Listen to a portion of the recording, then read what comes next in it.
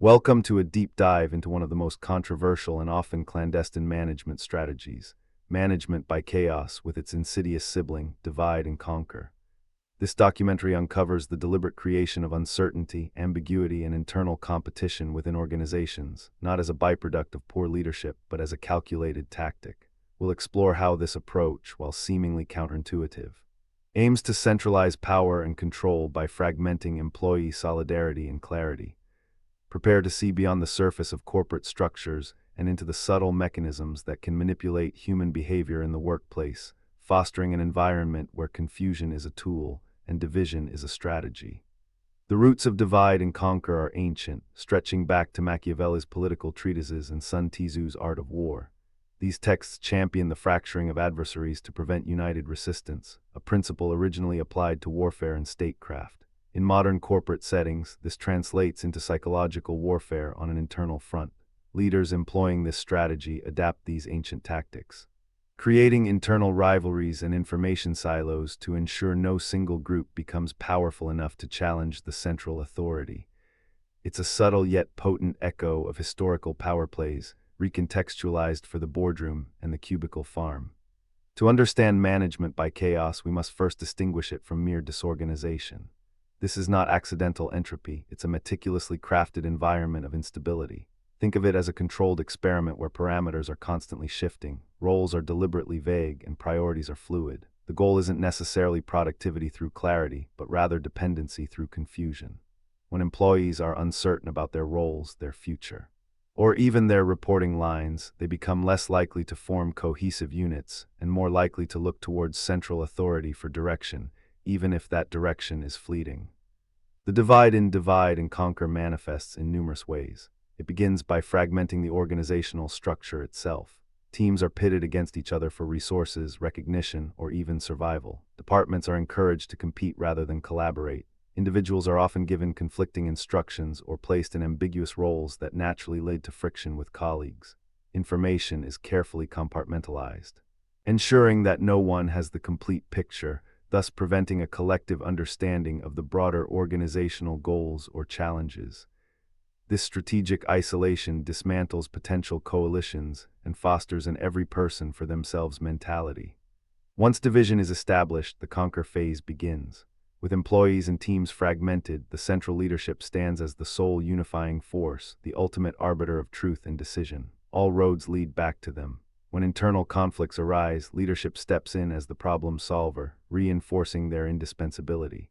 This strategy cultivates a constant sense of dependency on the top echelons, diminishing any collective bargaining power or shared vision amongst the workforce. The chaos serves to obscure the true power structure, making leadership appear as essential navigators through self-inflicted storms. The psychological impact on employees under management by chaos is profound and damaging. Constant uncertainty breeds chronic stress and anxiety. Employees live in a perpetual state of fight or flight, never knowing what new directive, restructuring, or arbitrary decision will come next. Trust in leadership erodes, as do relationships with colleagues who might be perceived as competitors. This environment fosters cynicism, fear, and a deep sense of insecurity, leading to burnout and mental health issues. It's a management style that weaponizes the human need for stability and clarity, leaving a trail of exhausted and disillusioned individuals. Eroding team cohesion is a cornerstone of this strategy. Rather than fostering a sense of shared purpose, management by chaos encourages internal competition for finite resources, promotions, or even positive attention from superiors. Collaboration becomes a risky endeavor, as helping a colleague might mean losing a personal advantage. Teams that should be interdependent are often made to compete against one another, with performance metrics designed to highlight individual rather than collective success. This destroys camaraderie, replaces collective problem-solving with isolated struggles, and ensures that employees are too busy fighting each other to unite against perceived systemic issues. Information control is a critical lever in management by chaos. Access to vital data is often selective, with different departments or individuals receiving incomplete or even contradictory information.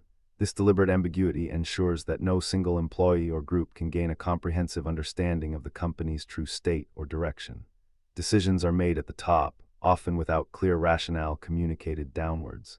creating a vacuum that leadership then fills with their own narratives. This strategic opacity disempowers employees, making them reliant on the scraps of information provided, and fuels paranoia about hidden agendas. Another deceptive tactic is the illusion of empowerment. Employees may be given significant responsibilities or complex projects, creating a facade of autonomy. However, this empowerment often comes without true authority, resources, or clear decision-making frameworks. They are set up for failure or, at best, for exhausting, high-stress work that yields minimal strategic impact. This pseudo-empowerment keeps individuals busy, distracts them from systemic problems, and makes them feel accountable for outcomes beyond their actual control. It's a clever way to offload difficult tasks while retaining ultimate power, turning responsibility into a burden rather than a privilege. While management by chaos can sometimes deliver short-term gains, perhaps a sudden burst of productivity from fearful employees, or quick decisions made under duress, these come at an immense long-term cost. The constant churn and internal strife exhaust the workforce, leading to high turnover rates and the loss of institutional knowledge. Innovation stifles as employees become risk-averse, fearing mistakes in an unpredictable environment. The organizational culture becomes toxic, tarnishing the company's reputation. What might appear as immediate efficiency is often a destructive drawdown on human capital, creating an unsustainable trajectory for the business. Across various sectors, elements of management by chaos have been observed. Consider the rapid growth phases of certain tech companies, where a culture of move fast and break things sometimes morphed into internal disarray and hyper-competition, or established corporations undergoing endless restructurings, keeping employees off balance and leaders unquestioned. In some fast-paced startups, the lack of clear hierarchy and constantly shifting roles, while sometimes framed as agile, can actually be a deliberate chaotic environment designed to test resilience and demand absolute loyalty to the founders. These examples, though varied, share the common thread of strategic instability. The leader employing management by chaos is often a charismatic, yet manipulative figure. They orchestrate the disarray from a seemingly detached position, often presenting themselves as the sole stable element in a volatile environment. They might use grand visions to inspire, while simultaneously implementing policies that sow discord. These leaders possess a shrewd understanding of human psychology, knowing how to exploit insecurities and foster dependency. Their charisma can mask the destructive nature of their methods, making employees believe that the chaos is a necessary evil for a greater purpose, or even a sign of their own weakness. Despite the best efforts of chaos managers, resistance often emerges. This can manifest as increased employee turnover, as disillusioned individuals seek more stable environments. It might appear as quiet quitting, where employees disengage mentally and emotionally, doing only the bare minimum required. In some cases, it can lead to collective action, such as unionization efforts or informal employee groups pushing for greater transparency and fairness. However, the fragmented nature of chaos management often makes organized resistance difficult, as trust is low and fear of retaliation is high, forcing these acts of rebellion into more subtle forms of defiance. The ethical considerations surrounding management by chaos are deeply troubling. Is it morally acceptable to deliberately induce stress, uncertainty, and internal conflict among employees for the sake of control or perceived efficiency? This approach fundamentally violates principles of psychological safety, respect, and transparency. It treats human beings as pawns in a strategic game, rather than valuable contributors to a shared mission. The long-term damage to individual well-being and organizational culture raises serious questions about the responsibilities of leadership. A truly ethical leader aims to empower, not to destabilize, and builds trust, not fear. There's a significant overlap between management by chaos and management by fear. The engineered uncertainty in chaos management often serves as a powerful instrument of fear. When employees are unsure about their job security, their performance metrics, or even the basic stability of their department, fear becomes a potent motivator. This fear prevents challenges to authority, discourages dissent, and makes individuals less likely to question arbitrary decisions. The constant state of anxiety ensures compliance, but at the immense cost of employee morale, creativity, and ultimately, organizational resilience. It's a toxic cycle where chaos begets fear, which then reinforces control. Fortunately, alternatives to management by chaos exist and are proven to be far more sustainable and effective. These include transparent communication, where leaders openly share information and rationale, Collaborative leadership fosters teamwork and shared objectives, building trust instead of eroding it. Empowering employees with genuine autonomy, resources, and clear decision-making authority leads to innovation and engagement. Servant leadership focuses on supporting and developing team members, creating a positive, growth-oriented culture. These approaches prioritize psychological safety, mutual respect, and a shared vision, yielding long-term success without the destructive human cost. It's crucial to differentiate between destructive management by chaos and healthy, strategic agility or positive disruption. Healthy disruption involves clear communication about changes, support for employees, and a defined vision, even if the path is complex. Agile methodologies embrace iteration and change, but within established frameworks and clear objectives. True innovation often requires moving beyond comfort zones, but it does so with psychological safety and trust as its foundation.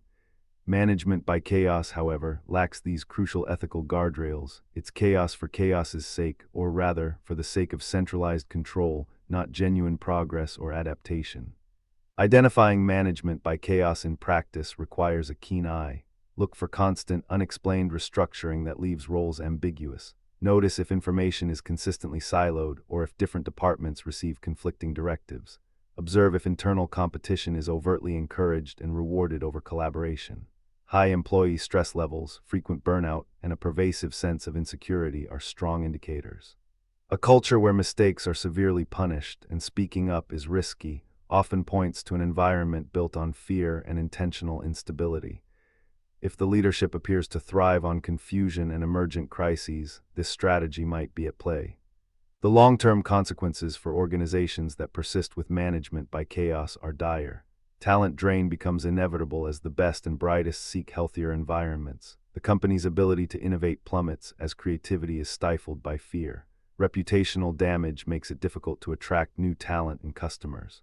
Ultimately, such an organization becomes brittle and unsustainable, prone to internal collapse when faced with genuine external challenges. What began as a strategy for control often ends in self-destruction, proving that true power lies not in manipulation, but in building a cohesive, trusted, and empowered workforce.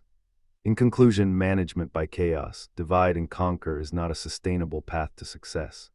While it may offer leaders a fleeting sense of control, it comes at the cost of human dignity, psychological well-being, and organizational health. True leadership fosters an environment of trust, transparency, and collaboration, where every individual feels valued and empowered. The future of effective management lies in building strong, unified teams, not fragmented individuals. It's a call for empathy, ethical practice, and a recognition that the most powerful organizations are those built on respect, shared purpose, and collective strength, not on fear and engineered confusion.